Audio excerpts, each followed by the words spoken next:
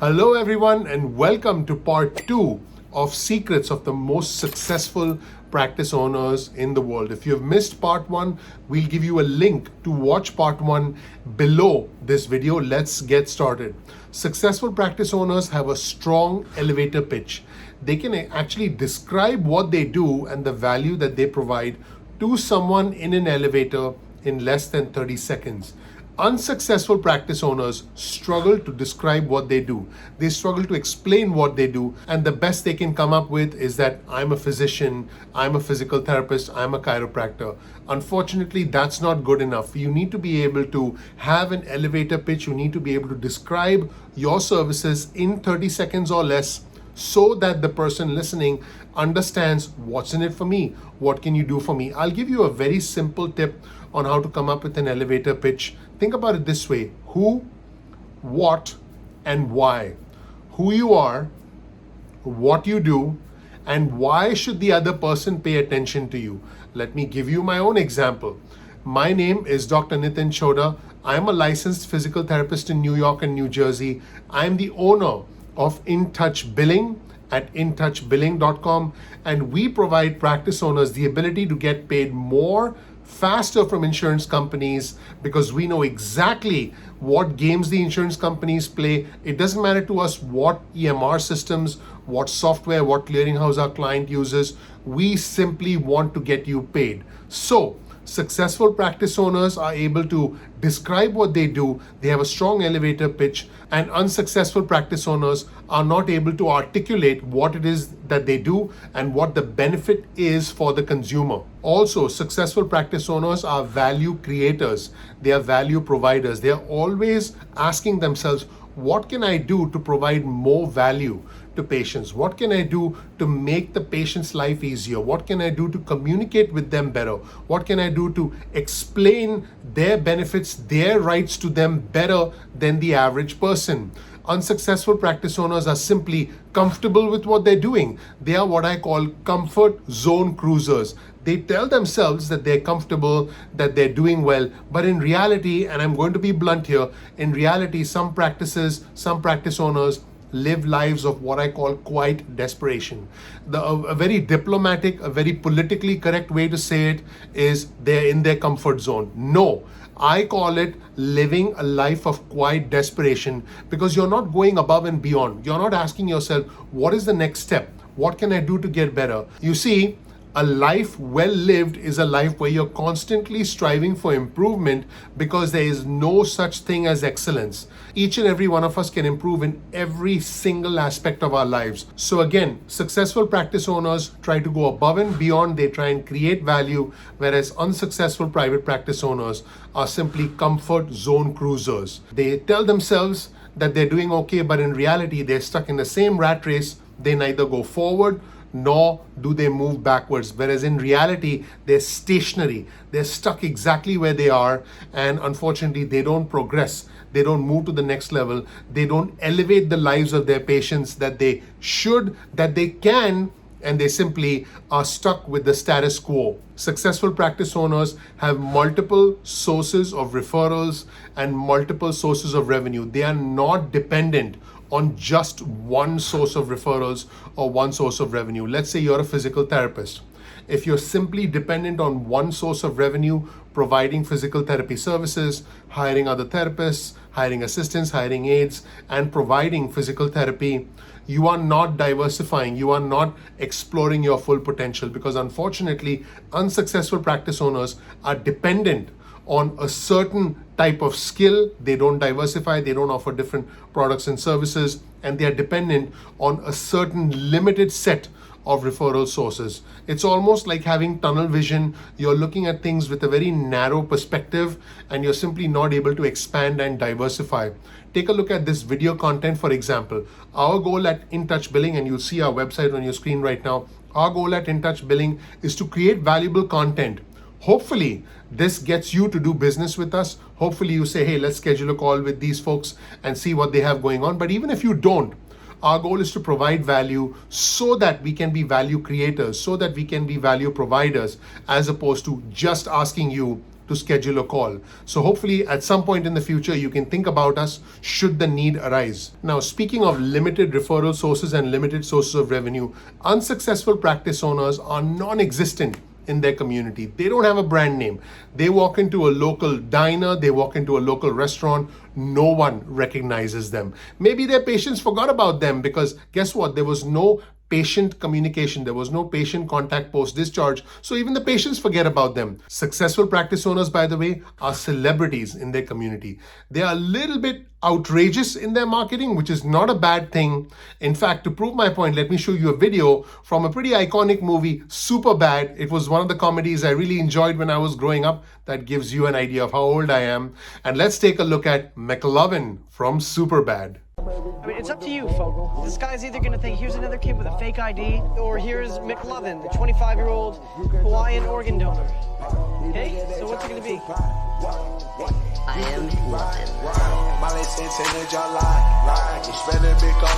Now, I know that was ridiculous, but the point is, in order to be remembered, in order to be recognized, in order to not be forgotten, you've got to be a little bit outrageous.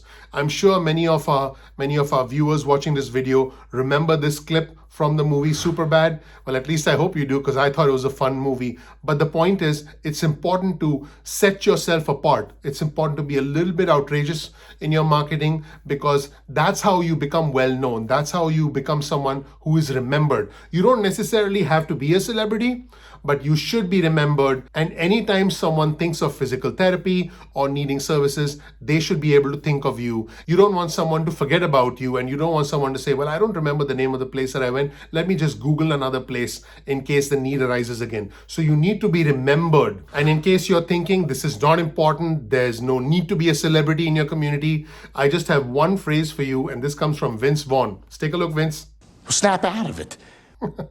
I agree. Point number 5, successful practice owners plan weeks, months, sometimes years out into the future. They have a plan for what they want. Now, they may not always achieve it, but they have a plan, because you've got to put the pieces in motion. You've got to put things in motion so that you can achieve your objectives down the road. Unsuccessful practice owners, unfortunately, are simply putting out fires day by day.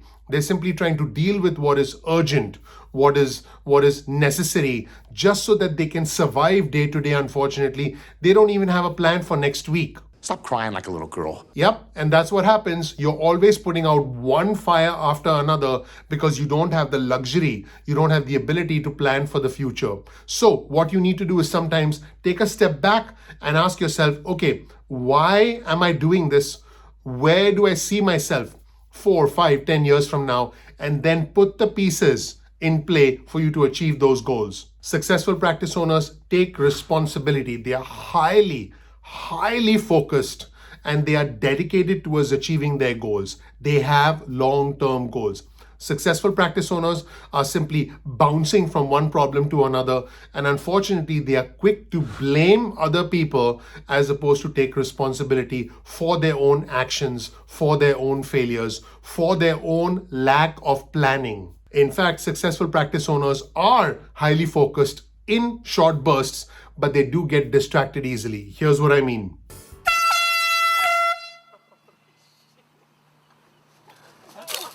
Yeah, that was a video called the golf air horn. As you can see, the golfer was highly focused, but then got distracted, messed up, and then lost their temper. Successful practice owners confront tough situations. They run right into conflict, like Ben Affleck running right into a collapsing building in the Superman movie.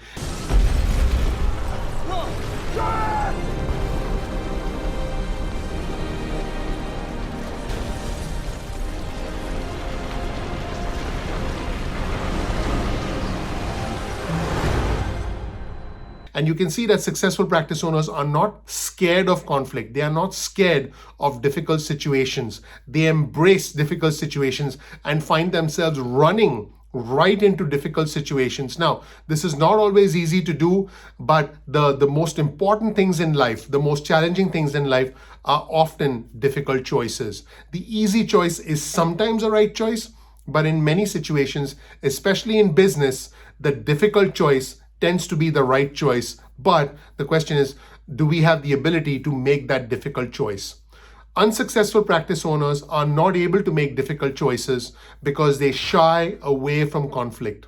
We are fundamentally very conflict averse, many of us anyway, and the desire to shy away from conflict, to avoid conflict, to value loyalty over business efficiency is something that is a hallmark, unfortunately, of unsuccessful practice owners who are not able to drive their practice forward. Successful practice owners are able to focus on their practice from a high level and work on their practice. They're able to look at the forest and not get stuck in the trees. Unsuccessful practice owners are essentially trapped within their practice. They are working in their practice. They are unable to think high level. They are unable to zoom out and focus on the things that really drive their practice forward. They are not able to focus on the things that are important because they are stuck in the day-to-day tasks that are urgent. In summary, successful practice owners work on their practice. Unsuccessful practice owners are stuck. They are trapped inside their practice. Successful practice owners work normal hours. Yes, sometimes they put in extra hours, but for the most part, they work normal hours because they're trying to achieve a good work-life balance. They want to go back to their family or whatever makes them happy or whatever essentially gives them joy. They have an emotional, physical, social, spiritual, and intellectual balance. An emotional balance involves your relationship with loved ones.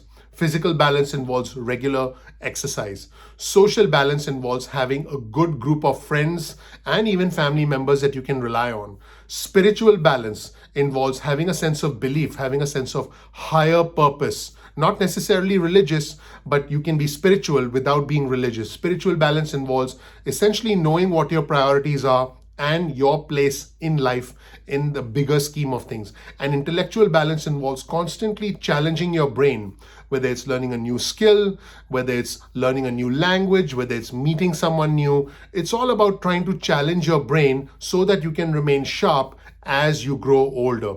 Unfortunately, unsuccessful practice owners work extra hours. They work an endless amount of hours and they have no time for emotional, physical, social, spiritual, and intellectual endeavors. And this leads me to the final point. Successful practice owners have good work-life balance, and this is related to what I mentioned earlier. In fact, they don't take themselves too seriously. Jennifer Lawrence is one of my favorite actresses, and you'll see from this clip that she really doesn't take herself very seriously. Let's watch. Hi, my name's Susan Sarandon. Hi, my name is Michelle Obama. Hi, my name's Britney Spears. Kate Moss.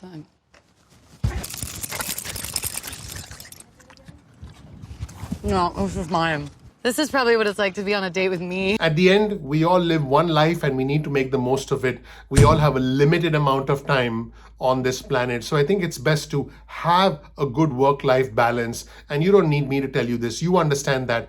But again, having that work-life balance is the key to success in private practice. And this is something I've seen time and time again over the 2 decades I've been working with practices, consulting with practices, guiding them through the InTouch Billing program. And again, check out our website at intouchbilling.com and schedule a call with us, and we'll be able to guide you as to how you can become one of the most successful practice owners in the world. Unsuccessful practice owners, unfortunately, neglect many important areas of their life. They have no time for the stuff that really matters. Thank you so much for watching. You will be able to download this summary of successful practice owners versus unsuccessful practice owners, the secrets of what makes the top 1% tick. You'll be able to download that PDF file below this video. This video is part of the roadmap for private practice success in 2024. You'll see the roadmap on your screen as well, and you'll also be able to download that roadmap below this video. Thank you so much for watching. Time for me to like one of my favorite actresses. Take a bow. Thank you.